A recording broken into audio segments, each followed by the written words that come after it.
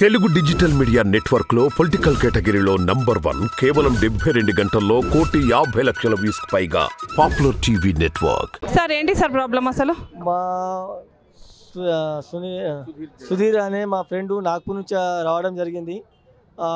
గతంలో Madhapur police station లిమిట్లో ఒకటి multi level marketing అని ఒక న్యూజెన్ డెవలపర్స్ అనే కంపెనీ వాళ్ళు అందరినీ ఒక పెద్ద క్రిప్టో కరెన్సీ బిట్కాయిన్ అని చాలా పెద్దగా స్కామ్ చేయడం జరిగింది. మన సుధీర్ అన్న 20,80,000 అకౌంట్ టు అకౌంట్ ట్రాన్స్ఫర్ చేయడం జరిగింది. మాదాపూర్ పిఎస్లో కూడా కాంప్లీట్ చేయడం జరిగింది. కాకపోతే ఇప్పటిదాకా ఎఫ్ఐఆర్ చేయడం లేదు. సార్ మన గౌతమ్ సార్ అని ఎస్ఐ గారికి కాంప్లీట్ చేయడం జరిగింది.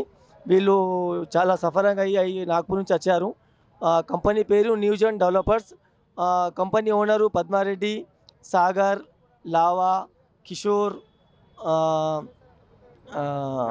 నాయుడు, సతీష్ వీళ్ళు ఒక 10 మెంబర్స్ కంప్లీట్లీ ఒక మాఫియా టీం లాగా తయారై చాలామందిని స్కామ్ చేసి సమ్ కరోడ్స్ స్కామ్ చేశారు.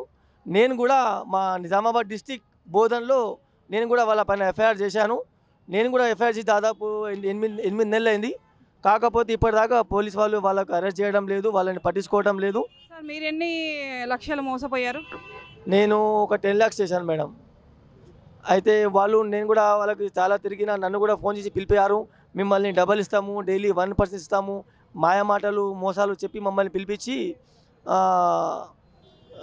పిలిపించారు. మేము డబ్బులు తీసుకున్నారు. వాళ్ళకు డబ్బులు ఇచ్చిన దగ్గర ఎవిడెన్స్ మొత్తం వీడియో ఆడియో మొత్తం ఉన్నది. ఎవిడెన్స్ నా దగ్గర వీడియో ఉన్నాయి. సుధీర్ గారు పంపించింది అది మొత్తం బ్యాంక్ స్టేట్మెంట్తో సహా ఉన్నది. అందులో కూడా మాదాపూర్ పిఎస్లో కూడా ఇవ్వడం జరిగింది. మళ్ళీ సీఎం క్యాంప్ ఆఫీస్లో కూడా సార్ ఇవ్వడం జరిగింది. ఈ టోటలు 78,000తో కొద్దిగా వీళ్ళతో కూడా హిందీలో కొద్దిగా మీరు వాళ్ళ బాధ వాళ్ళ నోటితో వింటే బాగుంటుంది. మాది ఒక రిక్వెస్ట్. ఈ డీజీపీ గారికి దానిపైన చట్టైన చర్యలు తీసుకోవాలా. ఇలాంటి మోసగాళ్ళని 100% శిక్ష ఇవ్వాలా. మాతో ఏమని చెప్తే మీరు కట్టారండి 20 లక్షలు? ఏం చెప్పారు, నేను కట్టింది 10 lakhs. కాకపోతే మా సార్ కట్టింది 20 lakhs. మళ్ళీ మా ఆయన ఫ్రెండ్ కూడా ఆయన కూడా 10 lakhs కట్టాడు. ఆయన దగ్గర పరిస్థితి ఏంటంటే బ్యాంకు లోన్ తీసుకొని డబ్బులు కట్టాడు. మా షాయద్ అని ఉంటాడు, ఆయన బ్యాంకు లోన్ తీసుకొని డబ్బులు కట్టిండు. అయితే ఆయన లోన్ కట్టుకోలేక పరిస్థితి చాలా సఫర్ అయ్యి ఇందాక వచ్చడం జరిగింది. ఎందుకు అసలు కాన్సెప్ట్ ఏంది? ఏం కాన్సెప్ట్ కోసం కట్టారు? ఏంటంటే వాళ్ళు ట్రేడింగ్ చేస్తున్నారు, మీకు ఒక 3 months డబల్ ఇస్తాము అని మాయా మాటలు చెప్పి మమ్మల్ని నమ్మించి మోసం చేశారు. మా రిక్వెస్ట్ ఏంటంటే పై అధికారులు దానిపైన చట్టన చర్యలు తీసుకోవాలా. అలాంటి మోసగాళ్ళని ఎవరిని అసలు ఇలాంటి వాళ్ళ వదిలితే రాబోయే రోజుల్లో ఇంకో చాలామంది బలి ప్రమాదం ఉన్నది.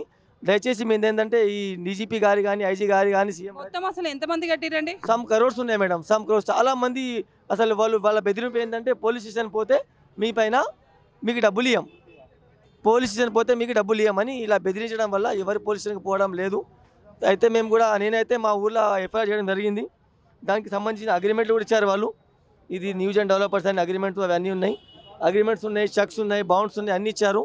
వాళ్ళని పోలీసులు పిలవలేదా? వాళ్ళని ఇప్పటిదాకా మా నిజామాబాద్ డిస్టిక్లో నేనైతే చేశాను. ఇప్పటిదాకా 8 months నుంచి నేను 8 months 10 months డైలీ సఫర్ అవుతున్నా. నేను పోలీస్ స్టేషన్ దాదాపు 100 times వెళ్ళాను ఇప్పటిదాకా. అవును పిలుస్తాము, బిజీ ఉన్నాము చెప్పడం జరిగింది, కానీ ఎవరికి పిలవడం లేదు. కాకపోతే వాళ్ళకు పొలిటికల్ ఇన్ఫ్లుయెన్స్ బాగుంది.